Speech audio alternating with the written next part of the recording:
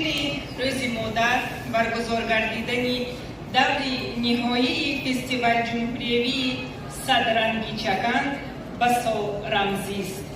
این نشانه وحدت و همگرایی دولت و ملت، توجه روزافزونی اساسگذاری صلح و وحدت ملی، پیشوای ملت پرزیدنت جمهوری تاجیکستان محترم امامعلی رحمان نسبت به بانوان محسوب می‌یابد.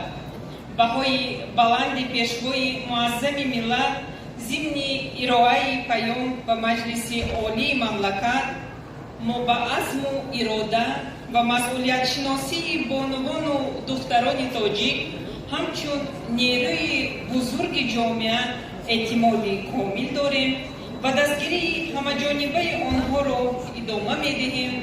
خود دلالت بر آن می‌دهد که زنان و بانوان ما در مقام بالا قرار دارند.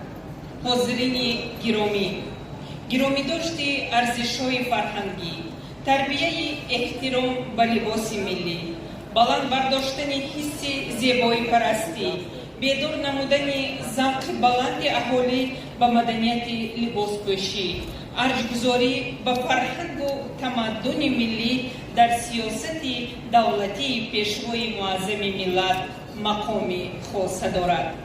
در فاصله 34 سال صاحب استقلالی با ارادت بی‌نظیر سرور دولت در تکیه به نیروی و خرد خلق تمدن آفر صدها کنفرانسیا و همایش‌ها دایر به احیای فرهنگ و تمدن قدیمه تاجیکان، ارزش‌گذاری به شخصیت‌های برجسته تاریخی دایر شده چندین میراث مادی طبیعی و فرهنگی جمهوری تاجیکستان و فهرست میراث مادی عمومی بشری یونسکو وارد گردیدند.